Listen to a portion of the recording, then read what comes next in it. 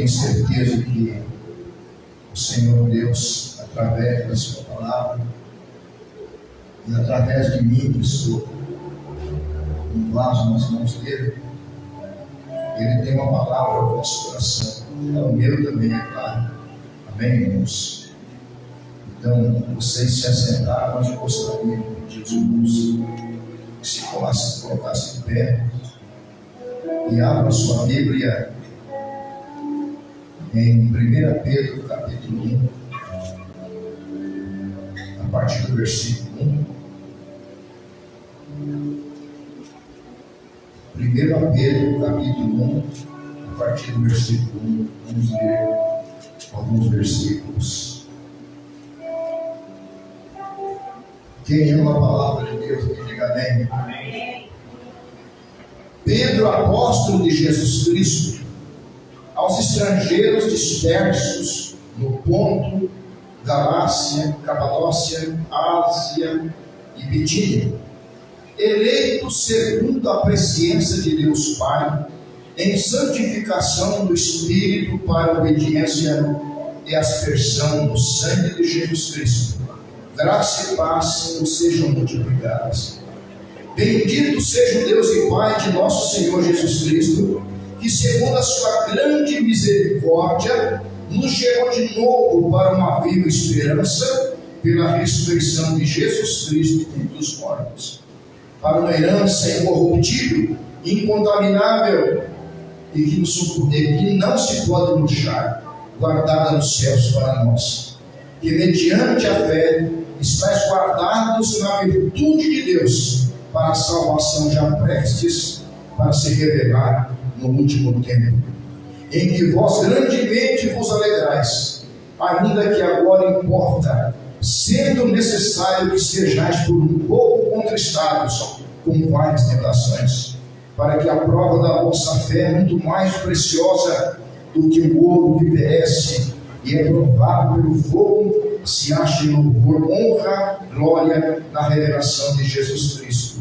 ao qual, não havendo visto, há mais, no qual, não vendo agora, mas crendo, vos alegrais com gozo inefável e glorioso, alcançando o fim da vossa fé, a salvação das vossas almas. Amém. Até aqui, Senhor nosso Deus, que o Espírito de sabedoria venha tomar minha boca, minha mente, e que eu seja, Pai, um instrumento útil para abençoar os teus filhos que saem das suas casas para participar da Santa Ceia nesta manhã, Senhor. Eu preciso muito também ouvir a tua palavra, Pai. Faça de mim um canal de bênção, pois é assim que eu peço a ti, humildemente, em nome de Jesus. Amém. Podemos assentar, irmãos. Preste bem atenção, irmãos. O apóstolo Pedro está dizendo assim: Pedro, apóstolo de Jesus Cristo. Ele deixa bem claro, bem patente, que ele não era apóstolo dos homens, ele era apóstolo de Jesus Cristo. O que significa a palavra apóstolo? Enviado. Então Pedro foi uma das pessoas que Jesus escolheu e enviou para pregar o Evangelho de nosso Senhor e Salvador Jesus Cristo.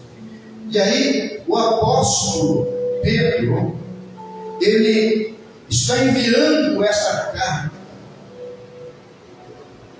aos crentes estrangeiros dispersos no Ponto, Galácia, Capadócia, Ásia e Bitínia. Aqui fala de perseguição. Essa igreja a qual Paulo e Pedro enviou essa carta, eles estavam dispersos por várias cidades daquele tempo, por causa da perseguição que as autoridades empreenderam contra os cristãos naquela época. O que eu quero dizer para você, querido, é que nem mesmo as perseguições ferrenhas contra os nossos irmãos daquele tempo não impediram, não foi motivo dos irmãos deixarem de servir a Deus e se acovardarem diante das perseguições e até mesmo perdas de vidas. Os irmãos nunca desistiram da fé na pessoa do Senhor Jesus de Nazaré. Olha para mim aqui. Isso é um exemplo para cada um de nós. Aqui no Brasil não veio nenhuma perseguição ainda. Se vier uma perseguição, esperamos que não aconteça isso, a ponto de sermos ameaçados de morte, a ponto de alguém mirar um fuzil na nossa cabeça, uma escopeta, um revólver, e dizer assim: você vai continuar exercitando a sua fé em Jesus? Porque se você continuar, eu vou matá-lo, vou matar sua esposa, vou matar seus filhos. Qual seria a atitude do pastor Walter?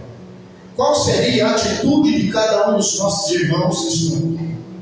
Olhando para os seus filhinhos, ou de repente já a moça formada, olhando para a sua família sendo ameaçada de morrer por causa de Jesus Cristo, o Filho de Deus. Qual seria a minha atitude? Se surgisse uma perseguição ferrenha contra os cristãos aqui no Brasil, eu não sei, irmãos. Qual seria a sua atitude, irmão Diego? Qual seria a sua atitude, irmã Tayana? Qual seria essa atitude de Diácono Jeanzinho, Diácono Jairete, minha nora Simone, meu filho dela? Alguém com escopeta apontado para a cabeça da minha netinha Elisa e diz: ó, vocês vão continuar exercitando a fé nesse Cristo, porque se você dizer que vai continuar, vou matar a sua filha. Depois de matar a sua filha, vou matar vocês dois. Isso aconteceu com muitos cristãos no passado, irmãos. Crentes que morreram queimados, mas não desistiram de Jesus. Eu conheço a história de um pregador que ele foi amarrado num poste, colocaram lenha debaixo dos pés dele, colocaram um produto inflamável e dizia para ele assim os seus algozes: se você negar Jesus, você não vai morrer queimado. E aquele homem de Deus, cheio do Espírito Santo, disse para seus algozes: coloca fogo logo, coloca fogo, porque assim eu vou partir para estar com o Senhor. Isso é esperança. Esperança que não murcha, não esperança daquilo que você está enxergando, apalpando com as suas mãos, mas esperança no eterno, esperança nas palavras gloriosas de nosso Senhor e Salvador Jesus Cristo. Isso foi dito aqui em João capítulo 14, quando Jesus disse a um grupo de homens entristecidos, porque ele havia dito que teria que voltar para o Pai. Eu disse: não se turbe o vosso coração, credes em Deus, credes também em mim, porque na casa do meu Pai há muitas moradas. Era a esperança desse povo, irmãos. Esses crentes estrangeiros esparramados nessas cidades, mas não desistiram jamais da pessoa do Senhor Jesus Cristo. E hoje, já no Jeanzinho, se for fazer uma pesquisa em Londrina, só aqui em Londrina, você vai encontrar tanta gente que abandonou Jesus por nada, só porque o irmão às vezes falou mal dele e ficou sabendo e deixou da igreja. Só porque ele viu um defeito do pastor da igreja, ele saiu da igreja. Só porque ele chegou na igreja, o irmão não deu paz do Senhor para ele, deixou de vir à igreja. Ele começa a olhar para os defeitos das pessoas, enquanto os dele é maior do que aquele que está apontando. E tem muita gente que tem desistido de Jesus por causa dos escândalos, um em cima do outro, que está acontecendo não somente no Brasil, mas no mundo, no cenário evangélico, é escândalo de todas as partes. Mas, queridos e queridas, nós não temos que ficar olhando para aquele que caiu e deixou de cair. Nós temos que olhar para aquele que nunca caiu, que nunca pegou, que nunca mentiu, que nunca enganou ninguém. Esse se chama Jesus Cristo, o Filho de Deus. Esse você pode confiar. Agora, se a pessoa começar a olhar para A, para B, para C, ele cai. Ele esfria na vida espiritual. Então, se for fazer uma pesquisa, visitar casa por casa, um censo acerca dos evangélicos, você vai perguntar: você já foi crente? Já foi? Sim, eu era crente, mas aconteceu um probleminha lá, não gostei de sair, hoje eu prefiro ficar em casa. Dá para construir uma igreja, irmão Diego, para comportar no mínimo 5.000 pessoas dessas que estão aí, que abandonaram Jesus Cristo. Mas aqui eu acredito que ninguém vai abandonar não, né, irmãos? Amém? Diga amém, Jesus. Você está disposto a entregar a sua vida a Jesus? Diga amém. Que é um menino baixinho, hein? Amém? E outra coisa, irmãos, o que eu estou dizendo aqui não está dizendo que acontecer, não, viu? E outra coisa, hein? Sabe que Jesus disse? Que os covardes vai para onde? Alguém lê a Bíblia? A Bíblia diz que os covardes não herdarão o reino de Deus. O que é uma pessoa covarde? É aquela pessoa que tem vergonha de Jesus. É aquela pessoa que tem vergonha de falar de Jesus. É aquela pessoa que esconde o seu testemunho de vergonha. É covarde. É aquela pessoa que, por causa que o outro lá tem uma cultura melhor do que a dele, isso aí, eu não tenho coragem de falar para isso aí. Esse cara é professor, esse cara é médico, esse cara é um advogado, esse cara é um juiz. Irmãos, Jesus está olhando se o cara é médico, se é um douto, se tem diploma, se não tem. Jesus precisa salvar todo mundo. E depende de nós, corajosamente, abrir nossa boca e falar com o amor de Deus, não importa para quem. Por isso que eu não perco oportunidade, irmãos. Vocês viram aquele Joel que é advogado? Aquele rapaz nunca pisou os pés na igreja. Mas vocês pensam que Pedro, o celular não está evangelizando ele? Não estou falando que Jesus salva, que Jesus cura, que Jesus muda a história das pessoas. Sabe o que ele escreveu para mim, que são de aniversário? Pelo pastor, fazia muito tempo que eu não tinha paz na minha casa com a minha esposa. Fazia tempo que eu não conseguia dormir, pastor. Mas naquele dia eu cheguei em casa, eu percebi um ambiente leve, gostoso, dormir bem com a minha esposa. Sabe o que promove isso? Só Jesus, irmãos. Sabe o que pode entrar no coração das pessoas? Só Jesus por intermédio do Espírito Santo. Eu não sei porque alguém tem vergonha de Jesus. Eu não tenho. Eu quero agradar alguém lá de cima. Porque eu sei que vai chegar o meu momento que eu vou ter que tratar com ele. E cada um de nós, irmãos, vamos ter que estar diante do Senhor Jesus um dia. E não adianta correr com a morte. Vai chegar um momento que nós vamos estar com o Senhor Jesus. Então esses crentes aqui, Pedro, usado pelo Espírito Santo, sabendo da condição dos irmãos perseguidos, esparramados por várias cidades, olha o que Pedro disse. Chamou os irmãos de eleitos. Olha para mim aqui, querido. Você não é qualquer pessoa. Você é eleito, você é eleita. Sabe o que é eleição? Jesus te escolheu, querido. No meio de tanta gente perdida, Ele olhou para você e te escolheu, te elegeu. Na presciência dele, o que é presciência? Deus enxerga passado, presente e futuro. Então, Pedro estava dizendo para aquela igreja perseguida: vocês são eleitos, irmãos. Jesus escolheu vocês. Jesus inseriu vocês como cidadãos dos céus, na presciência dele. O que é a palavra presciência? É que Deus sabe de passado, sabe de futuro e sabe de presente. Na presciência dele já sabia que um dia o Valdo, lá em Santo André, iria conhecê-lo, ele iria ver. Já sabia que você um dia, na presciência dele, estaria aqui servindo o Senhor Jesus de Nazaré. É questão de escolha, querido.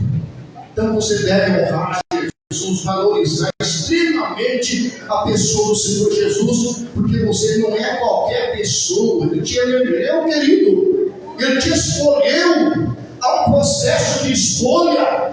Ele chegou a dizer: muitos chamados e poucos escolhidos. Mas nesses muitos chamados e poucos escolhidos, você está inserido neste contexto. E é por isso que você está aqui. É por isso que a irmã Deus está aqui. É por isso que a irmã Dom está aqui. É por isso que a irmã Verena está aqui. É por isso que a irmã Alice está aqui há anos. E é por isso que, na eleição, na presciência de Deus, escolheu o Ari também.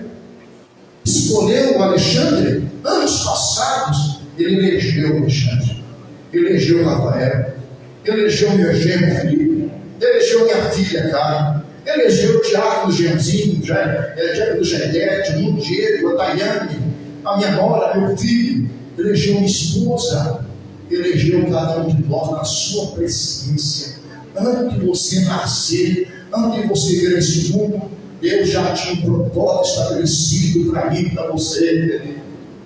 Então glorifica a Deus. Você deveria abrir seu bocão e dizer: glória a Deus bem alto. Diga aleluia, Jesus, por ter me escolhido. Olha bem, eleitos segundo a presciência de Deus. Foi Deus que estabeleceu esse plano em santificação do Espírito, porque a partir do momento que você aceitou Jesus, que você foi eleito, quem santificou você foi a ação do Espírito Santo. E é impressionante que o Espírito Santo, querido, ele veio para ficar. Foi Jesus que disse: eu vou enviar o Consolador e ele vai estar para sempre convosco. Esta alegria que você sente no seu coração, que às vezes faz com que você chore, derrame lágrimas, sabe o que é? É a presença do Espírito de Deus. Foi Ele que nos santificou através da presença dEle. Porque Ele não está habitando atrás de você, nem na frente, nem na esquerda, nem na direita. Não, Ele está habitando dentro desse templo chamado corpo. E Ele vai assim processando cada dia as nossas vidas, e a gente vai melhorando até chegar aquele dia em que Cristo vier arrebatar a sua igreja. Diga amém, glória a Deus. Você pode saudar Jesus no Pai. Você sabe por quê que o Espírito Santo trouxe essa santificação? Pedro responde: para a obediência. Só obedece a Deus quem tem Espírito Santo. Quem não tem, não obedece. Quem não tem Espírito de Deus, vive na carne pura, só carne, só carne, só carne. Ele tem prazer da carne. Mas quem tem o Espírito Santo, o Espírito do Senhor nos conduz, irmãos, às coisas espirituais. O Espírito Santo nos conduz a amar a Deus, nos conduz a amar a palavra de Deus, nos conduz a ter comunhão com os nossos irmãos, nos conduz ao amor, à misericórdia, ao perdão. Ele nos conduz a tantas coisas boas quando você tem o Espírito de Deus na sua vida. Olha o que Pedro disse. Olha só. Para a obediência e aspersão do sangue de Jesus Cristo. Amém? Para você reconhecer que Jesus um dia aspergiu o seu sangue. É o que vai ser representado na Santa Ceia hoje. Você sabe o que é aspersão? Jesus aspergiu, derramou o seu sangue sobre mim, purificou os meus pecados, garantiu para mim a vida eterna. Não é o pastor Walter que está dizendo, não é os pregadores famosos que dizem, mas quem prometeu vida eterna, depois que você passa pelo processo do perdão dos seus pecados, da purificação dos seus pecados, você passa a ter, querido, o direito da vida eterna. Foi para isso que Jesus veio. Olha bem, para a obediência e aspersão do sangue de Jesus Cristo. Aí Pedro diz assim: graça e paz vos sejam multiplicadas. Porque aqueles irmãos estavam vendo um momento de muita luta, ameaça, perseguição. Muitos irmãos um dia, diz a história, eles perderam tudo o que tinham, tudo, casa, perdeu tudo. Sabe onde foram morar? Catacumba de Roma, cemitério. Cemitério tipo de uma gruta, quase o tamanho de uma casa, é um cômodo. Mas lá tem banheiro, lá tem chuveiro, lá tem água encanada. Não tinha nada. Era um calor terrível. Os irmãos foram para lá, porque não tinha onde morar.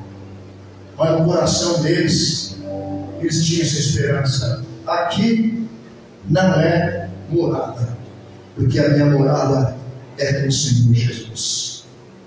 Você viu o filme lá? Quando Nero convidou os romanos, 60 mil espectadores no Coliseu de Roma, está lá em pé até hoje, para constatar a verdade. E ele deixou os leões sem comer. Homem ímpio, malvado, perseguidor dos cristãos, deixou os leões vários dias sem comer. Para saber para quê? Para promover um espetáculo de derramamento de sangue. E aí ele colocou um grupo de irmãos na arena, crianças, adolescentes, jovens, pessoas adultas, esposas e esposos, pessoas de idade avançada. E na frente de 60 mil espectadores, ele mandou abrir as jaulas. Os leões saíram lá de dentro, famintos, e foram dilacerando os irmãos, comendo os irmãos na frente daquela multidão, e eles gritavam freneticamente, gritos de satisfação de ver os nossos irmãozinhos morrer daquele jeito, mas eles não importavam de morrer. Inclusive, alguns até louvavam a Deus. Você louva a Deus numa situação dessa? Às vezes, por causa da dor de cabeça, uma dor no joelho, uma dor na coluna, uma doença, a pessoa já, estou achando que Deus não está comigo, não. Nossa, se eu tivesse comigo, esse problema teria sido resolvido já. Se eu tivesse comigo, essa doença teria sido curada. Se eu estivesse comigo, eu não estou enfrentando a situação que eu estou enfrentando. E aqueles irmãos, teve um dia que o imperador romano matou 1000 irmãos, crucificaram. A história diz que ele viu o irmão morrer crucificado. Ele desmaiou de horror de ver o sofrimento dos irmãos. A gente não tem sofrido nada, irmãos, em comparação aos nossos irmãozinhos. Você sabe por que você está aqui, querido? Devemos a eles também o testemunho deles. Amém? Você viu Estevão, Atos capítulo 7, um diácono Gianzinho, cheio, mas cheio do Espírito Santo. Começou a pregar o Evangelho, meu Deus. Começou falando o Antigo Testamento e veio trazendo sobre Jesus. E aquele povo enfurecido, que olhava o rosto dele e via como se fosse o rosto de um anjo. E ninguém podia debater contra Estevão, porque era um moço cheio do Espírito Santo. E eles, furiosos, irados, começaram a tirar pedras no jovem Estevão. E atiraram pedras. Ele ficou todo ensanguentado. Pedra no rosto, na cabeça, no corpo inteiro. Ele ficou arrebentado pelas pedradas. E ele caiu de joelhos. Olha para mim, isso é muito sério. Ele olhou para os seus algozes e disse: Senhor, não imputes esse pecado a esse povo. E a Bíblia diz que ele olhou para os céus e viu os céus abertos. Irmã Antônia, e sabe quem ele viu? Porque quem enviava Jesus vai ver Jesus. Ele viu Jesus em pé, à destra do Pai, aguardando a chegada dele. E a Bíblia diz que ele dormiu, mas acordou nos braços do Senhor. O Senhor ficou em pé para receber o herói, para receber a divisa da coroa que o Senhor tem preparado para todos aqueles que honram e que obedecem a Jesus.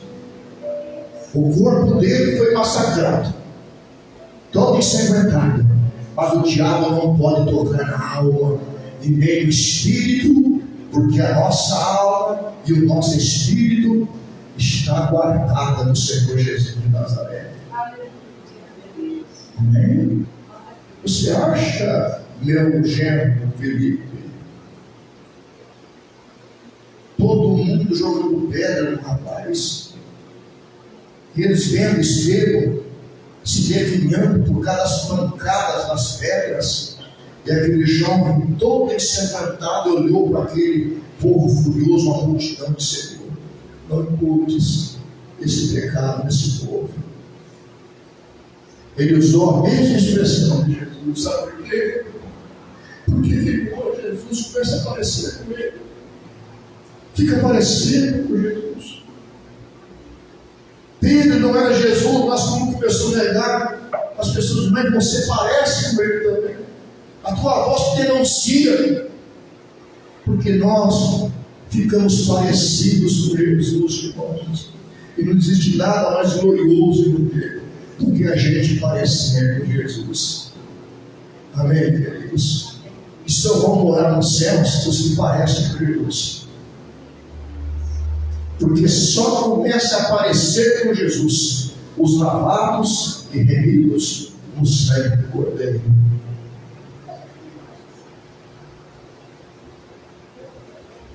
Diz Pedro: bendito seja o Deus e Pai de nosso Senhor Jesus Cristo, que segundo a sua grande misericórdia nos gerou de novo para uma viva esperança pela ressurreição de Jesus Cristo dentre os mortos. Amém. Que se Jesus não tivesse ressuscitado, que esperança que eu ia ter? Que esperança que você ia ter? Que esperança teríamos se Jesus não tivesse ressuscitado? Mas ele ressuscitou. Amém. Todos os fundadores de religiões do mundo, tem tantos, ficaram famosos: Confúcio, Buda, quem mais? Maomé, quem mais? Ficaram famosos e até hoje tem adeptos. Só que eles não ressuscitaram, não. Eles não puderam dar essa livre esperança uma vez. Seus restos mortais estão sem terra. Mas se alguém vai lá, aonde Jesus foi sepultado, se cumpre aquela palavra do anjo: ele não está aqui, ele já ressuscitou. Amém? Então essa é a nossa esperança, que se Jesus tivesse sido crucificado, morto, e não houvesse ressuscitado, para onde ele tinha, irmãos? Não tinha esperança, mas Jesus ressuscitou. E diante dos olhos dos seus discípulos, no Monte das Oliveiras, ele subiu bem devagarinho. Que coisa linda, irmã Antônia. Aqueles homens viram quando um mistério, Leão? Não tinha ninguém carregando Jesus contigo. Mas de repente começou a levitar, começou a subir. E os apóstolos olhando, ele foi subindo, subindo, subindo. Até que uma nuvem ocultou Jesus. Ele foi lá para junto do Pai.